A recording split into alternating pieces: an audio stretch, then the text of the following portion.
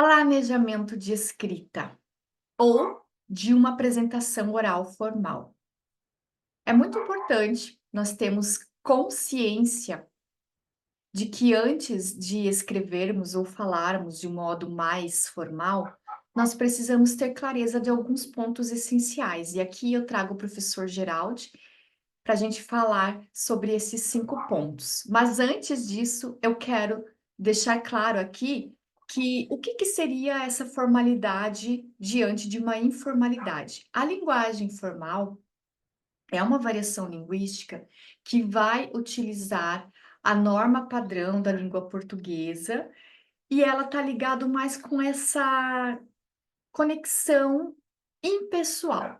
Ou seja, eu não tenho tanta intimidade, eu não conheço.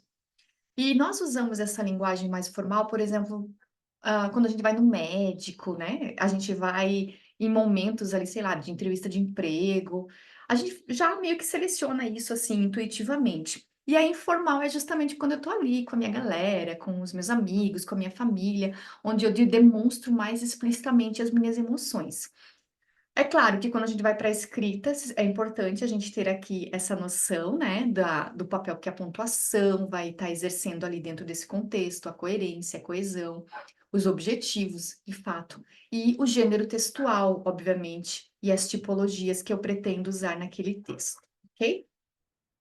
Dito isso, começamos com quem fala, quem vai dizer.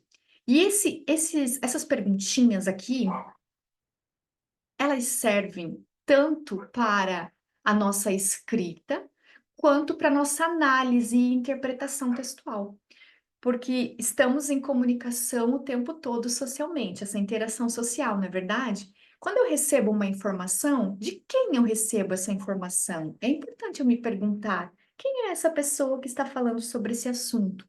Dependendo do contexto, a autoridade dessa pessoa vai ser importante. Não é verdade? Por exemplo, se nós temos 2 pessoas falando sobre vacina, uma coisa sou eu, uma pessoa leiga, falando sobre vacina, outra coisa é um médico falando sobre vacina, percebe? Aqui é sempre relacionado com o que se diz, o quanto eu sei, o quanto a pessoa sabe sobre aquele tema. Não significa que a gente que não é autoridade não possa falar, mas dependendo do contexto, vai ter um peso maior, digamos assim, de uma pessoa que sabe falar sobre aquele assunto, percebe? Quando eu estou recebendo uma informação, esse quem é muito importante. Principalmente nessas épocas de fake news, gente. Nós precisamos usar a nossa inteligência, que é a nossa capacidade de selecionar entre as opções, para poder saber separar, como se diz, o joio do trigo. Aqui no caso, sou eu, uma professora que é da área de português, falando sobre a língua portuguesa, embora eu já disse em outros momentos, eu não sou dona da verdade. Muitas vezes eu posso até incorrer em alguns equívocos, isso faz parte do ser humano. E também, ao mesmo tempo, eu sou uma terapeuta holística que falo sobre emoções, mas perceba, eu não sou uma psicóloga, entende? Aqui, talvez, dentro de um contexto de autoridade, existe uma certa diferença, mas não significa que eu também não posso falar sobre emoções. O que fala, inevitavelmente, é muito importante nós saber o que queremos falar ou o que a pessoa está falando. Mesmo que seja um texto escrito, você está em diálogo com aquele autor ou autora. Tem a ver com o tema em si, com o nível de informação a ser repassado. E esse nível de informação é o quanto eu posso dizer. Isso vai depender de todos os outros fatores, né? Como eu disse, é multifatorial.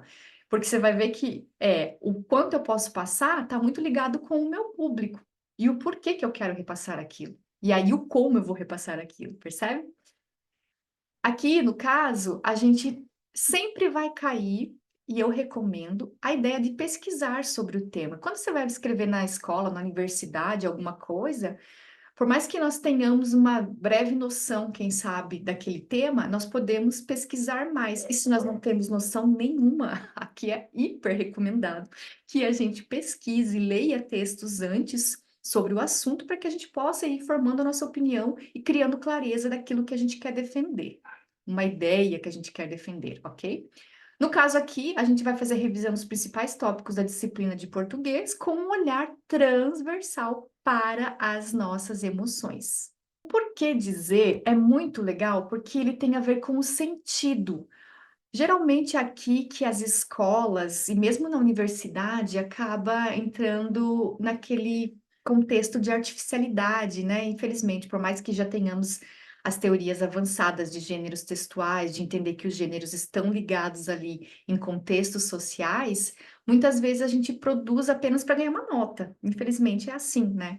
Mas de eu entender o porquê eu estou falando sobre aquele tema, tem a ver qual a relevância daquele tema para mim. E aqui eu te convido a que você pesquise e realmente entenda qual é a relação daquele tema com a sua vida. E aí, de repente, a pessoa vai me dizer: ai, mas eu sou lá da engenharia, estou estudando sobre o cimento. Não vejo nenhuma utilidade, não vejo nenhuma ligação com a vida. Será mesmo que não tem nenhuma ligação com a vida? Quanto cimento existe na construção de casas, de pessoas, e aí dentro dessas casas existem pessoas que formam famílias e que têm histórias. Perceba que a gente alargando o nosso horizonte, percebendo como estamos, que as coisas estão interligadas, esse porquê, esse sentido, ele começa a ganhar cor, digamos assim. Comenta aí se você concorda comigo ou não.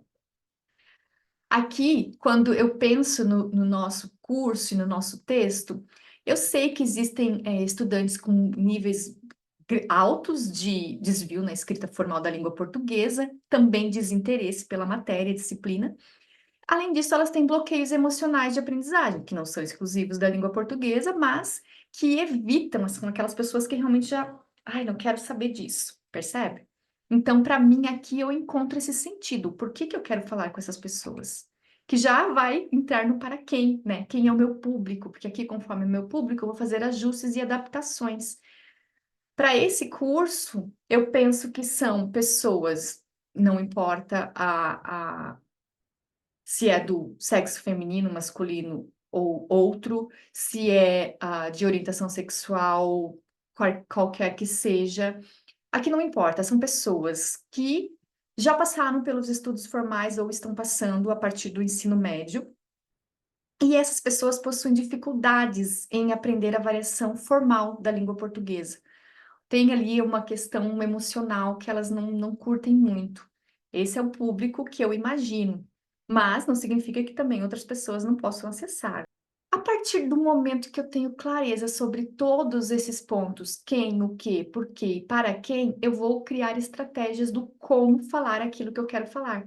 E aqui vai tanto para um nível mais objetivo, até os meios e suportes físicos, quanto para aquele nível subjetivo, que vai envolver a linguagem, a forma de conexão que eu quero criar com o meu público, não é verdade?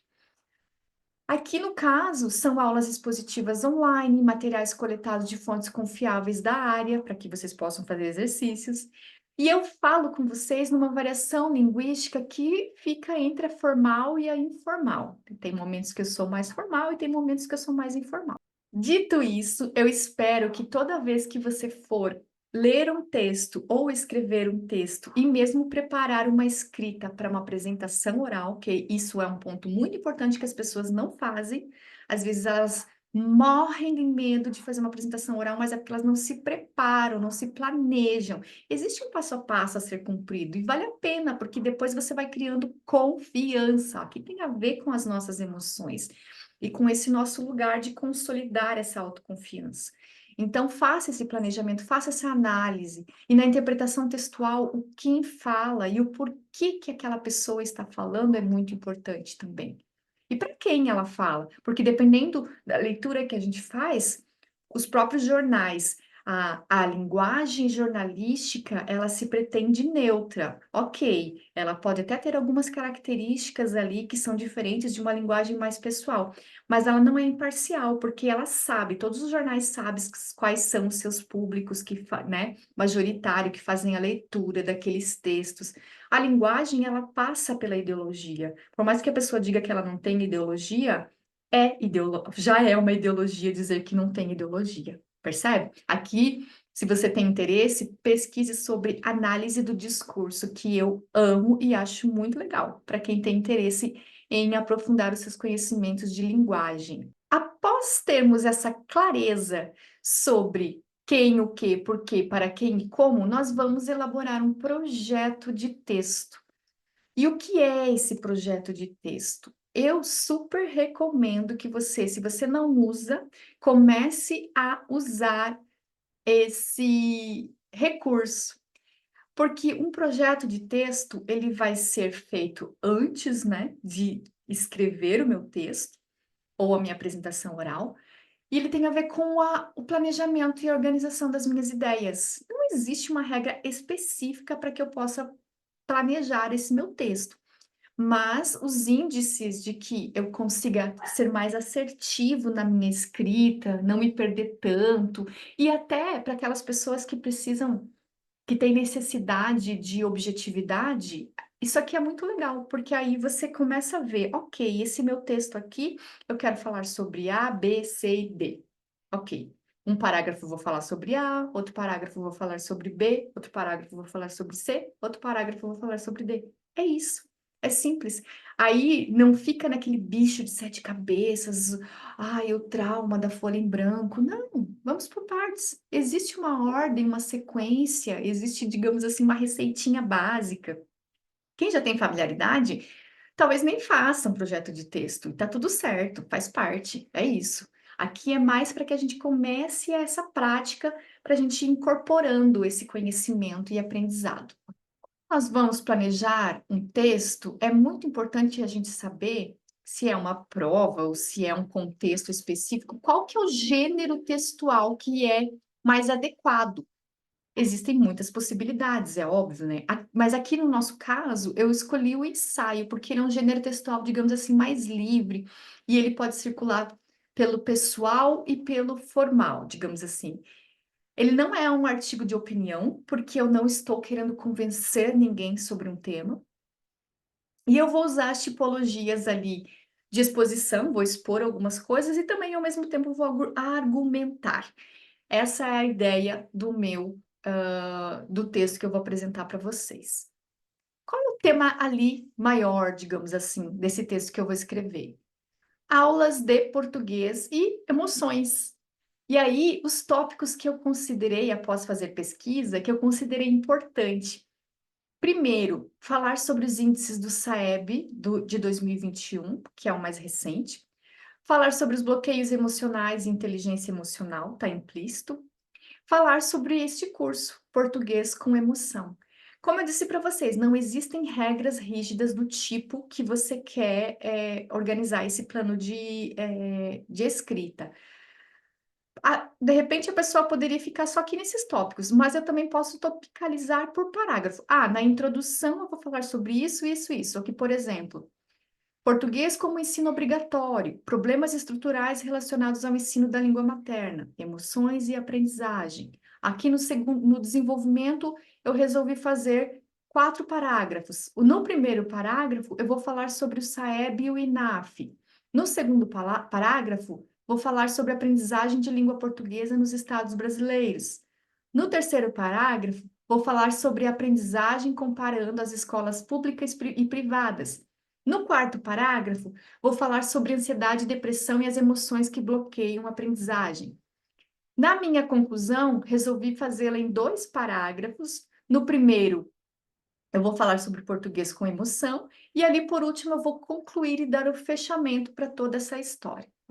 Como eu disse, esse projeto de texto vai depender muito das tuas necessidades, do quanto mais clareza você quer ter, porque você pode, de repente, no primeiro parágrafo vou trazer uma citação X, no quarto parágrafo quero trazer aquele exemplo Y, ok? Vai ficar a critério de você ir se organizando para colocar as suas ideias no papel. É o primeiro passo para colocar suas ideias no papel. Dito isso, eu quero mostrar para vocês como ficou o texto que eu escrevi. Vamos lá.